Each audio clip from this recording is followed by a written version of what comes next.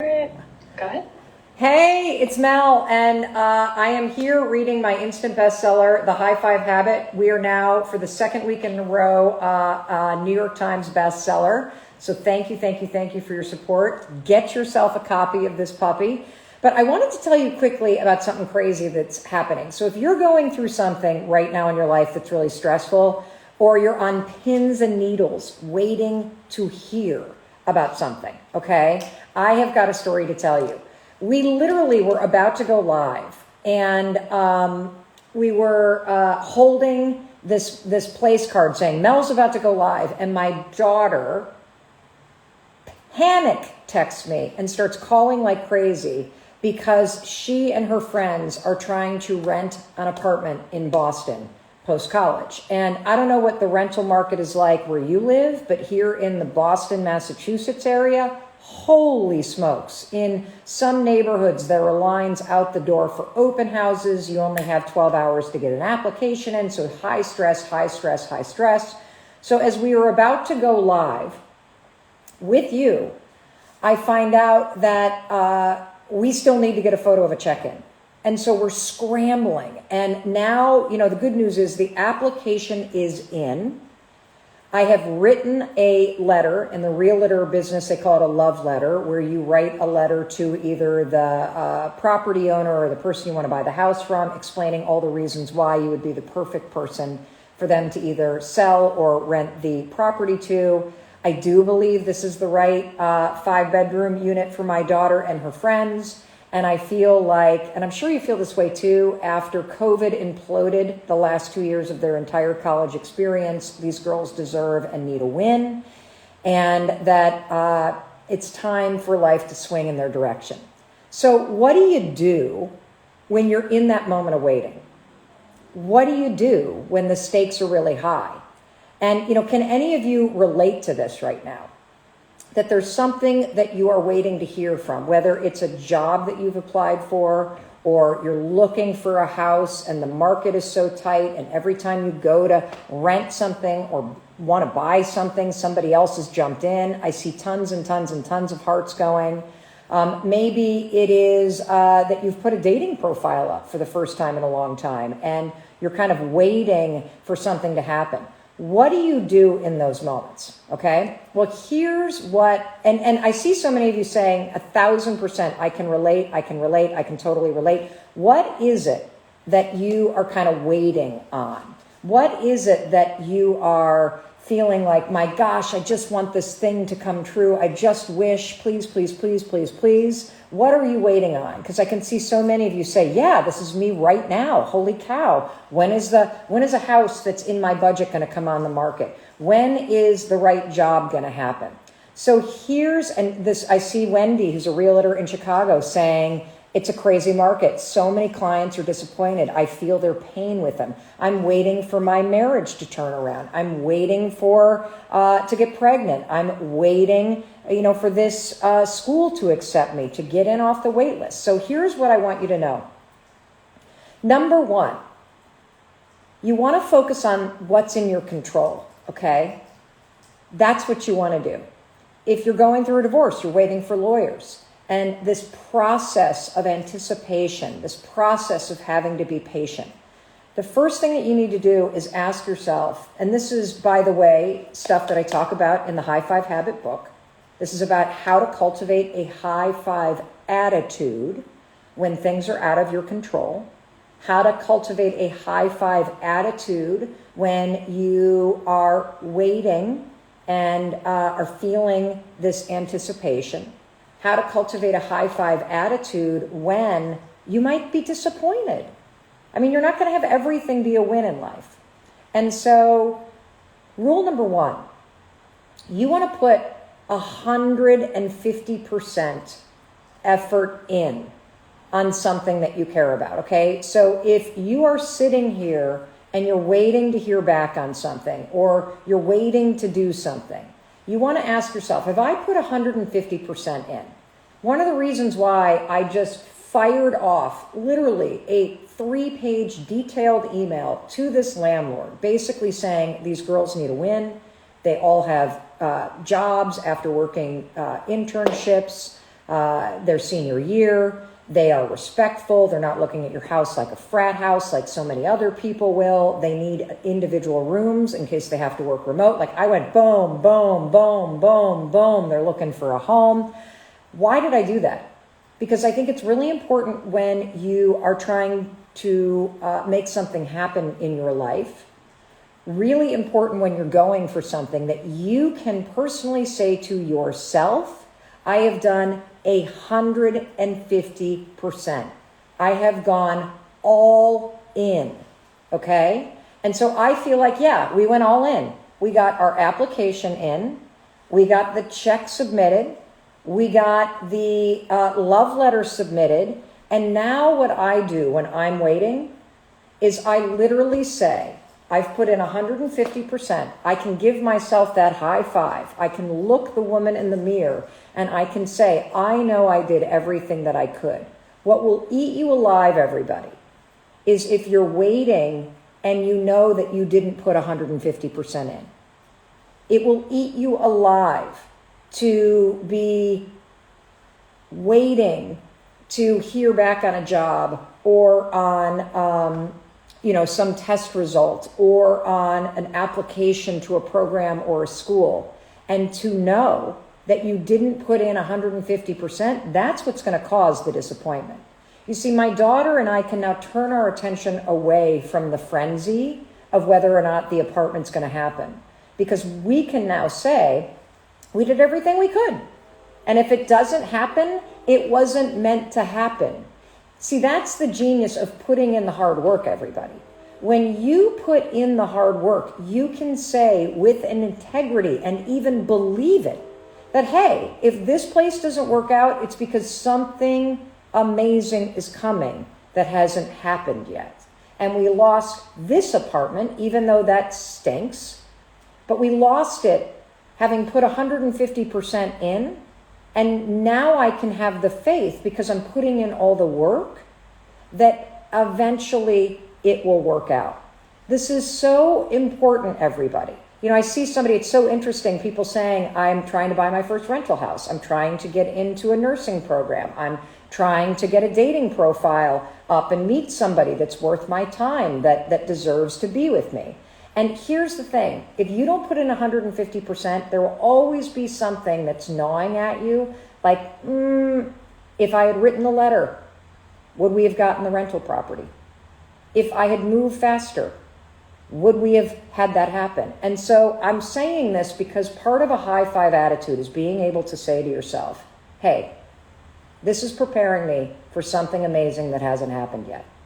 But that typically only works if you're putting in the work and you're showing up as your full self, okay? I love that. So this was just like happening. And since we kind of got off to a late start today, we're only going to read part of chapter 4. For those of you that have bought the High Five Habit, thank you for purchasing the book. I also love, love, love the fact that so many of you are starting to buy the High Five Habit for your teammates at work, for the people that you lead, for family members, for friends who are going through a rough time. It's super, super, super cool to see you sending people high fives, because, one of the big things that I get asked all the time is I get asked, how can I help my spouse change? How can I lift my daughter or son up? Hey, my best friend's going through a really tough time. Lost their spouse, they're grieving. How do I help them? Well, the answer is there's only so much you can do for somebody else. The best thing that you could do for somebody that you love, somebody that's struggling, is give them a copy of the High Five Habit, because the High Five Habit will give them the research, the tools, the stories, everything that they need to learn how to lift themselves up. Because at the end of the day, you can't do that work for somebody else. You can be supportive, you can be encouraging, you can lend a helping hand. But when it comes to happiness, belief in self, courage, when it comes to feeling energized in your life, that stuff's an inside job. When it comes to rebuilding your self-worth, when it comes to feeling validated as a human being, you got to learn how to do that for yourself. That's why the High Five Habit is so powerful. Powerful. So we're on page 47 today. I am reading the book for free, page by page on social media until we get through it. Because I want to make sure the tools in this book are accessible to everybody. That's why I'm doing this. And so if you can afford to buy a book, thank you so much for purchasing a copy of the book. If you love the audiobook, I'm telling you, you still want to get a copy of this because you're going to want to highlight it. You're going to want to come back to it. Need a drink of water. Woo, moving a million miles an hour here.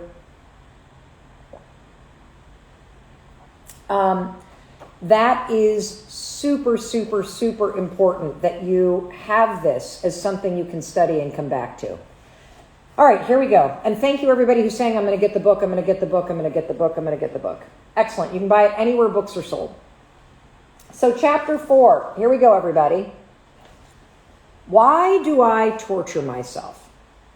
While I was writing this book, I received this text from one of our daughters. Oh, I wonder which one.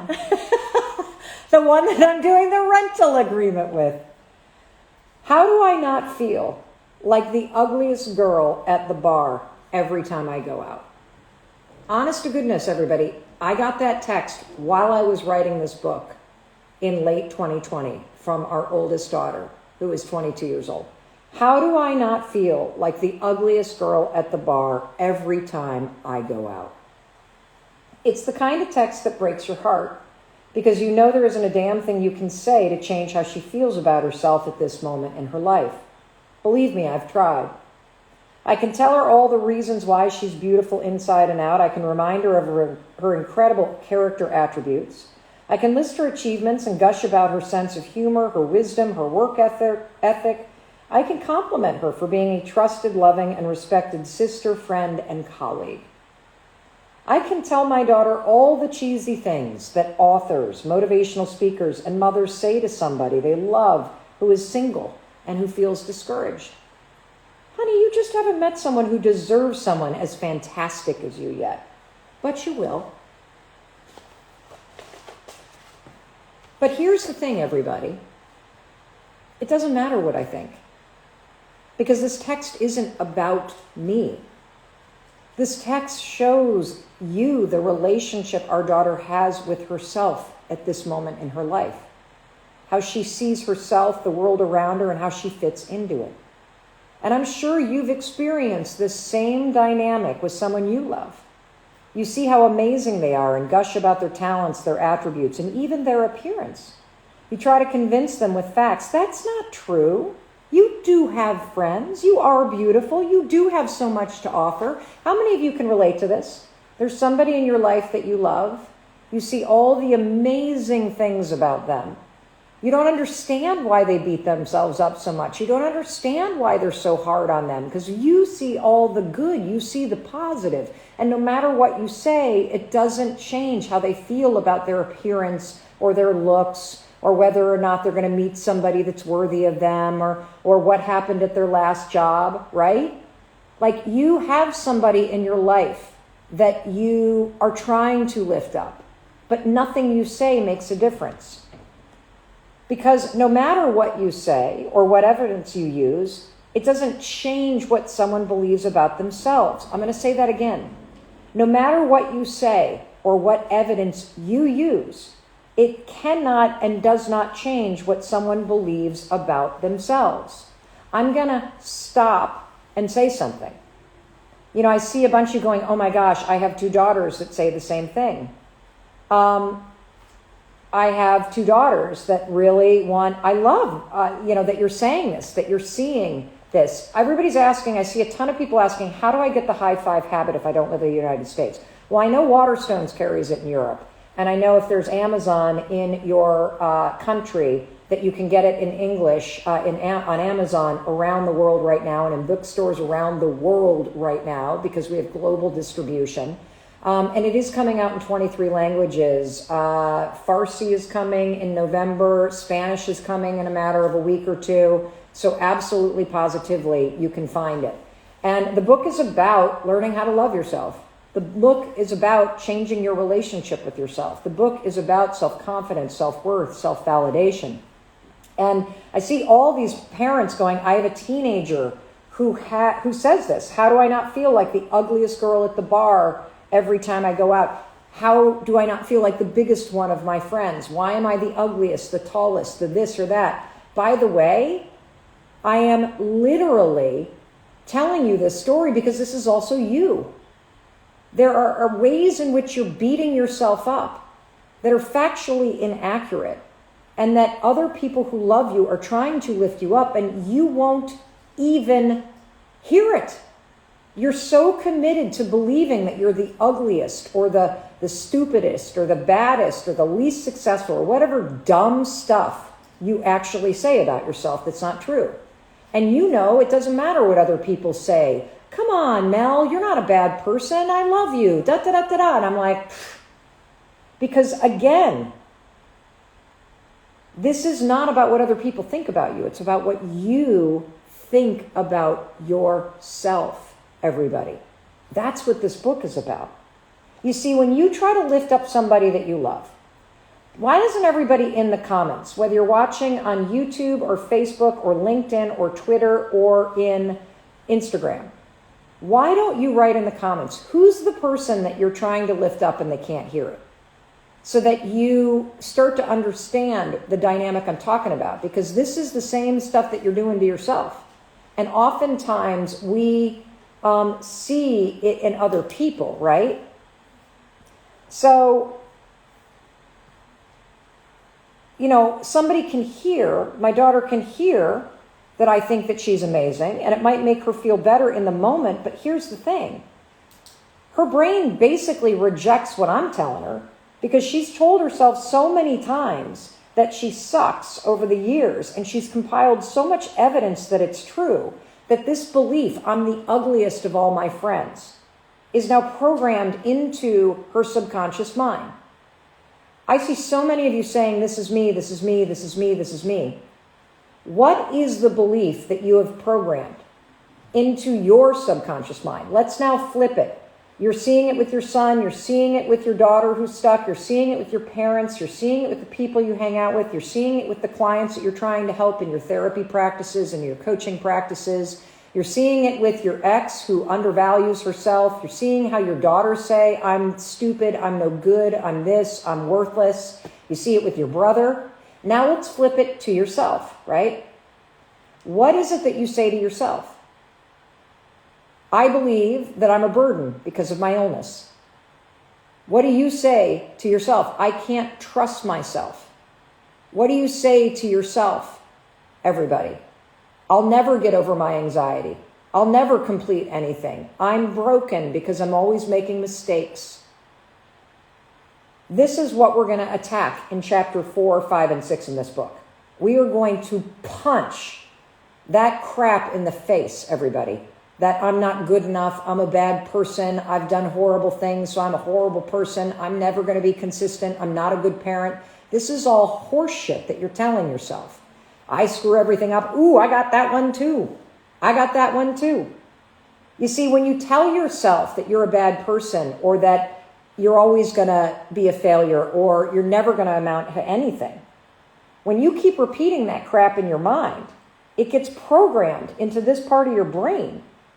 And this is why, by the way, it doesn't matter what somebody says to you. Because if you think that you're a bad person, or you think you're going to be a screw up, if somebody tries to lift you up, you're like, just get out of here. I know who I am, and I am literally a loser who's never going to amount to anything. Don't you dare try to lift me up. That's kind of how our daughter relates to me when I try to lift her up. They will even, you ever notice when you try to lift up your son or your daughter or your spouse or your friend or your parents or the people you coach or your therapy clients, they argue with you when you tell them how great you think you are. They are.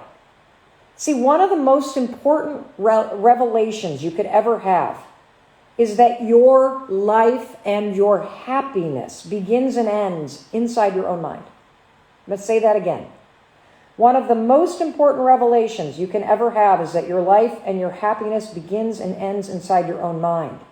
What you say to yourself, how you treat yourself, and the thoughts that run on repeat are everything. It does not matter how successful, thin, famous, muscular, or wealthy you become. If you focus on what's wrong with you, You will never be happy and you will never change, period. If you think there's something wrong with you, and no, this is not don't worry, be happy. We're talking brain science here, everybody.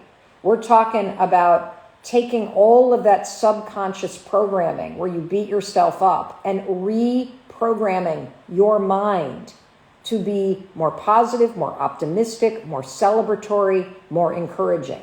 That's what the high five habit is about. This is not toxic positivity. This is how you use science to literally take that crap you've been saying to yourself for years that makes you feel broken and recognize, wait a minute, I'm not broken. I have these patterns of thinking that are so broken for where I want to go. So I need to punch them with a high five right out of my brain. And I need to start to program with a high five, encouraging, supportive, loving, validating, and worthy thoughts. That's what we're doing here. We are taking neural association in your brain with a high five and marrying it with your identity. How freaking cool is that? Because if you think there's something wrong with you, the idea of high-fiving yourself, by the way, probably feels a little dumb or stupid or cheesy. And let me tell you why. If you think there's something wrong with you, you probably also think you don't deserve a high five because you haven't done anything worthy of a high five. You also think, well, I don't get a high five until I fixed the thing that's wrong with me. When I lose the weight, I'll high five myself. When I get the job, I'll high five myself. When the divorce is final, I'll high five myself. When I finally meet somebody and fall in love, I'll high five myself. When I get out of debt, I'll high five myself. By withholding all of this, by the way, from yourself right now, this is why you don't feel motivated. I think that what you're going to see in the next year is I think you're going to see 50,000 books come out that are all talking about what I'm talking about. Gary Vaynerchuk's new book is all about kindness, by the way, and all about supporting yourself. Will Smith's new book that's coming out, the whole thing is about your emotions and supporting yourself and being kind to yourself. The high five habit doesn't talk about it. It teaches you how to do it. This is going to be the big theme of 2022. I'm telling you right now. And the high five habit is a game changer because it gives you the tool.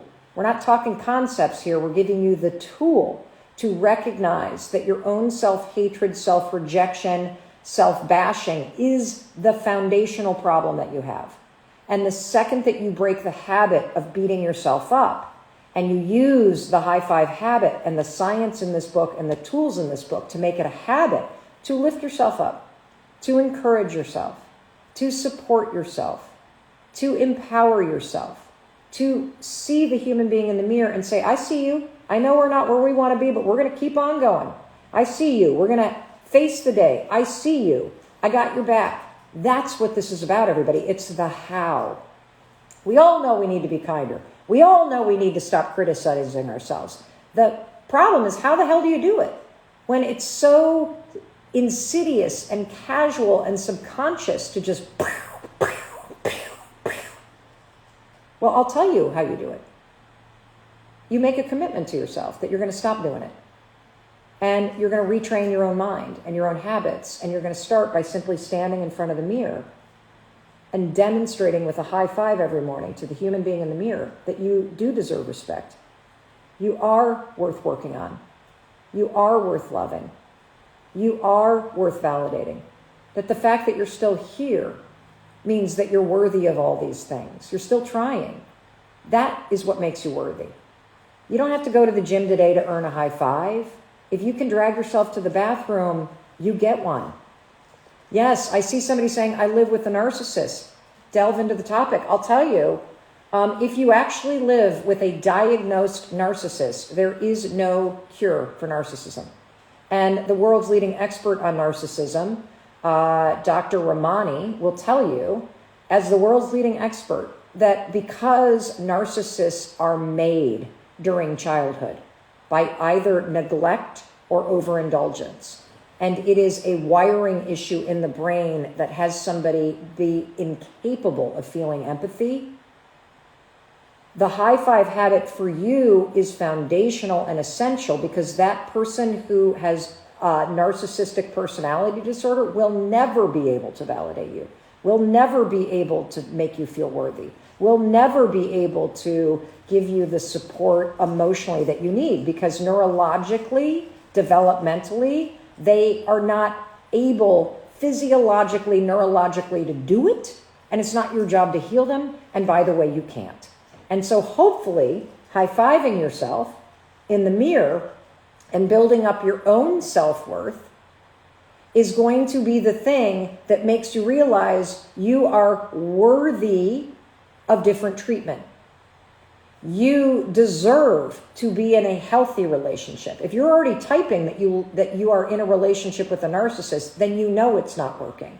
What you now need to do is rebuild up the self-worth and the self-love and the self-esteem that the narcissist is probably taking away from you, so that you can look yourself in the mirror and say, I actually am not going to stay in this relationship. If they, we all have narcissistic tendencies. That's not what you're talking about. If you're talking about somebody who is truly diagnosed with narcissism, the high five habit will help you rebuild up your self-worth and your self-respect and your self-validation, so that you literally will be able to find the strength to leave the narcissist. Because part of the damage of being with somebody who's narcissistic is their personality disorder makes you start to believe there's something wrong with you. The constant gaslighting, the lack of empathy. I didn't say that. The constant focus on them makes you think you're going nuts.